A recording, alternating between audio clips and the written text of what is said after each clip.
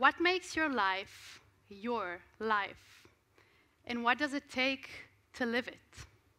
I dedicate myself to help people live meaningful and happy lives. And I never run out of work because people are not happy.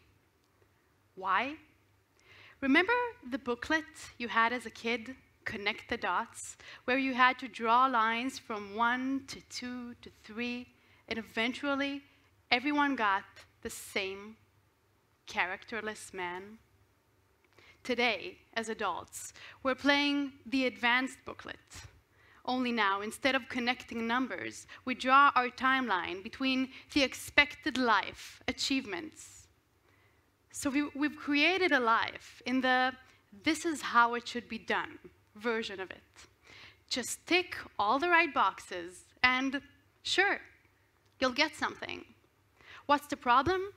50% of the students complain that their studies were a waste of time.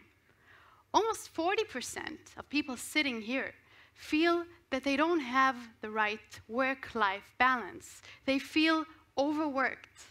And almost 73% of people don't even like their job. The data goes on, and it implies that the same template isn't going to work for everyone. I'm assuming, in fact, that some of you sitting here today feel that your life is not your own life. So yeah, we're unhappy. But what if we leave the booklet and we just start drawing? It will never be the same painting. So what does it take to build your life? I believe that more than anything, it takes courage. Courage is the trait because it allows all other good qualities to be revealed. It takes courage to look deeply into the life we have created. It takes courage to take a step and try something new. And it takes courage to learn from our actions. Today, I would like to suggest a framework that will help you tailor a life that suits you. And it has 3 steps. 1, the courage to introspect. 2, the courage to act. And 3, the courage to measure what happened. So let's start with the courage to introspect. Introspection means looking inside. And imagine you would find a tape. It has a label, My Life. You can watch everything, every decision, every conversation. Will you press play? Well, if you do, you might face some difficult insights. But if you don't, you might find yourself years later standing in the wrong place, confused. So observing your life requires courage. But it's a necessary step to build our own path. So take a moment and think about your life's 3 most important goals. How much time have you spent working towards them this week? Or, as Richard Feynman, the American physicist, put it, you must not fool yourself, but you are, in fact, the easiest person to fool. So how can we observe and introspect wisely? Some of the greatest findings about well-being come from studies where they don't rely on what people report, but instead, they sample their experience in real time. So not how people think they feel, but how do they actually feel. For instance, Professor Daniel Kahneman asked people, what elicits happiness? To which they replied, my children. But then he asked them in real time, when they were actually with their kids. And that's how it turned out that being with your children was the day's peak of suffering. And now it's well established that what we think that makes us happy is not what makes us happy when we are actually living our lives. So what if you apply this? Instead of scheduling endless meetings, stop in real time and ask yourself, is this worthy of my time? When we observe our life, we might see, is there anything you wish to edit in your tape? So congratulations, now you're aware. Your psychologist might love it. But be careful, because awareness is a dangerous trap. It gives us a sense that we are already changing. And here comes the second phase, to build your life. Will you have the courage to act, move, experiment? Because being a life entrepreneur means committing to actual steps. And small steps are great too. So try a new hobby, or find the courage to be the dumbest guy in the room. The courage to quit, the courage to tell the truth, the courage to face fear gradually.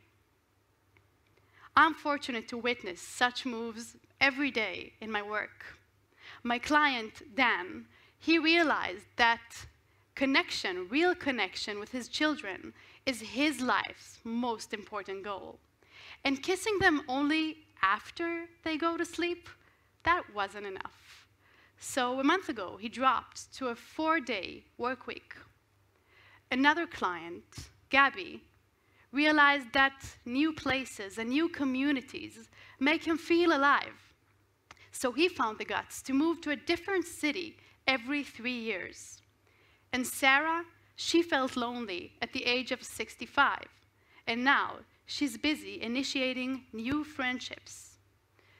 So how can you apply deep insights into everyday life? Lately, I felt that my life became too heavy. My second daughter was born in lockdown after a whole year where the world got crazy, and me too. And I heard the sound of myself speaking about how complicated it is to be a parent these days. And I thought, gee, here's another worn-out parent. So I developed this internal hashtag, a hashtag like the ones on social media. I call it experience life to the fullest. So for example, when I'm at the beach and I wonder, should I snorkel or should I not snorkel? Because if I'll go in, my hair will be wet and I'll have a lot of salt in my eyes. And just walking around in a bikini, do you also find that challenging? Yes. Definitely, right? And then I'll have to take a shower and I'll still find sand in places where human beings do not love sand. So I remind myself, experience life to the fullest. And a moment later, I'm in the sea. I'm swimming, beautiful fish are surrounding me, and it feels like being alive. Or when I'm invited to a party where I don't know anyone, and I'm afraid that I'll stand there like this outsider, having to pretend that I'm texting someone intensively just to look busy, or taking long journeys with a bowl of chips and then going back to my corner.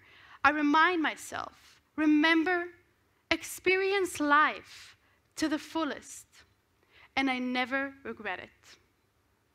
So think of a step, one step, that you can do in order to bring the life that you believe that is yours closer. Maybe it's something you can do this week in order to proceed to what is important to you. So after you'll find the courage to act in order to build your life, you will need the courage to measure what happened. When we experience something new, the way we see the world changes. We've learned something. So what were the results of your experiment? What will you decide to do next? To measure whether we achieved what we planned to, if it was worth it, allows criticism in. And we are the worst critics of ourselves. And it's a vulnerable position that, again, requires courage. Maybe you'll conclude that one of your commitments is not leading you anywhere, and you should quit it in order to move on. No one dreams of being the person who went on a journey around the globe and came back after a week. But sometimes that's what it takes, and we need to start again. Why is it okay to think and consider every step in advance, but so difficult to reconsider it in the process? Why do we let external constraints like the contract termination date, the impression my resume does, or what other people will think determine how we will proceed? So take a moment to think, is it about time to quit the unnecessary? So, courage to introspect, courage to act, and courage to measure. And I know what you're thinking. You're thinking, courage? I don't do courage. I watch Courage on Netflix. But I said courage and not bravery. Being brave means confronting something without any fear. It's effortless, well, if you have it. It's not a state of mind. It's a quality you just have. But courage is a whole different story. Courage is about confronting something despite fear. It's a choice to act despite all the reasons not to. For me, courage means standing here today. Thank you. Thank you. So, courage is a decision by definition, and that means you all have it. And I know what you're thinking now. You're thinking, I don't have courage, and I don't have that other thing you're talking about. And the truth is that there's a designated button for courage in your brain, just like there's a button for fear. It's already built in the machine. One of my favorite studies examined how our brain copes with fear. It's a study done by the Weizmann Institute of Science, and they invited subjects into an MRI machine, and imagine you're participating. And behind their head stood a cart, and inside it, a real snake, a giant snake. The subject has a remote control with two possible buttons: bring Snakey closer and keep Snakey away. Their goal was to bring Snakey closer. Now, you're frightened by the mere thought of a snake behind your head. In the brains of all subjects, the amygdala, the area responsible for fear, was very active. But every time subjects brought Snakey, they called him Snakey, a bit closer, another area in the brain's frontal lobe turned on. This was, in fact, the courage center.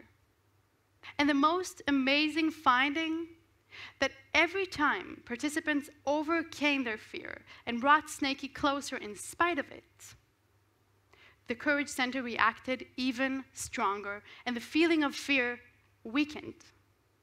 We all have a Snakey. What will they think of me? Ask someone out? Quit smoking? Confront my boss? And we too have the ability to bring Snakey closer. We just have to practice pressing, and incremental steps will make us feel capable. It's a paradox. Dealing with fear means bringing it closer. So what does it take to live your life, your authentic life? It seems like fear is part of the deal, but it's much more frightening and painful to reach the end of our days and look back and ask, did I experience this as an outsider? Did I just tick all the boxes, wondering whether I should act but never jumping in? You can pause and observe life as it happens. You can take a step towards what is important to you. And you can measure the results and learn something. And maybe you'll find sand in weird places, but at the end of the day, you'll hold your painting and you will be sure, I was the one who drew it. Thank you.